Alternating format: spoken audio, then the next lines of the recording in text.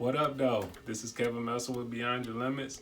And if you're new to the channel, welcome. You might want to go down to the description and go back to part 1. This is the last part of a series that I'm doing to help you improve as a basketball player. So if you're new to the channel, go down to the description and hit that link, take you back to the first one. If you're not new to the channel, welcome back. Thank you for being here, sticking with me through the whole series. This is the very last one. We're gonna wrap everything up today.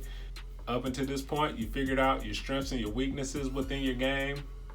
You followed a player that has the same strengths and weaknesses that you have, that is playing on a high level.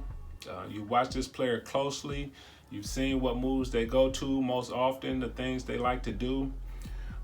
You've created your own workout. And so now you've put together a workout where you can take some of these moves and try to put it into your game. And by now you've also at least tried these out and pick up basketball and those things like that. So you're trying out these moves, and now we're gonna move on to the very next step. And the next step is to put your own spin on it.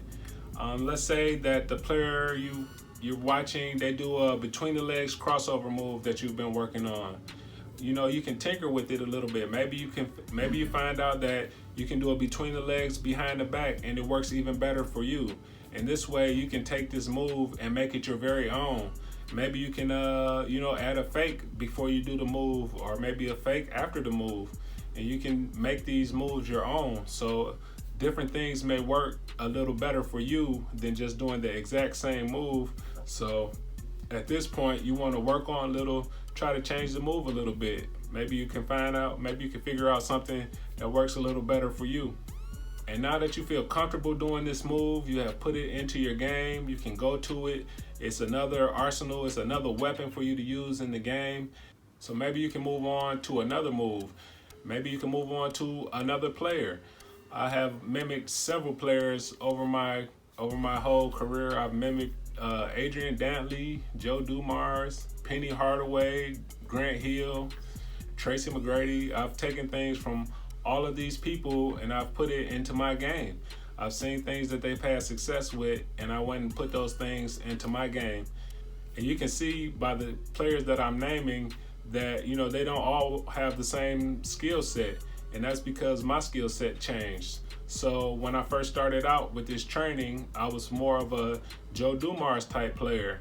And as I got older in the 10th grade, I hit a growth spurt, and I grew 4 inches. And so at that point, I started mimicking guys like Penny Hardaway and Grant Hill, guys, tall point guard type guys.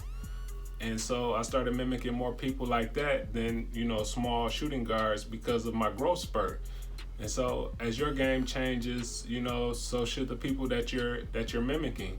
And also you can mimic guys that don't have the same strengths and weaknesses that you have, but if you're just starting out, you should mimic people with the same strengths and weaknesses.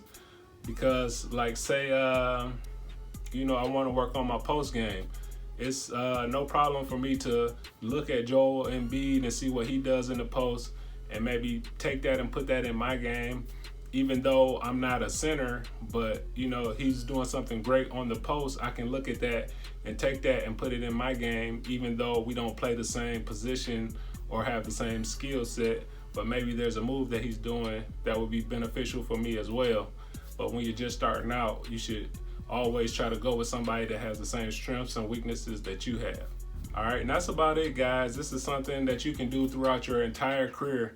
This is something that helped me to improve my game greatly. It has taken me to have a 10-year professional career, mostly in Europe. It's taken me all over the world. It's paid me money. So basketball has been a great thing for me, and I owe a lot of my success to this training right here, and which I have used throughout my whole career. Even while I was a professional player, I did these type trainings, looked at what people were doing and put those things in my game. And this is something that'll help you as well.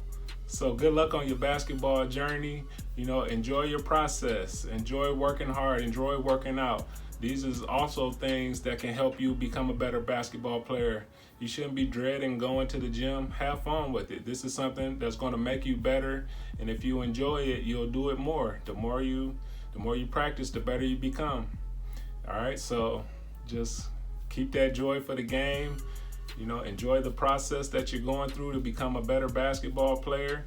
And just good luck on everything that you're doing. I'm so glad that you're here watching this channel. Make sure that you subscribe and hit the like button if you haven't already. And I'll see you guys in another video.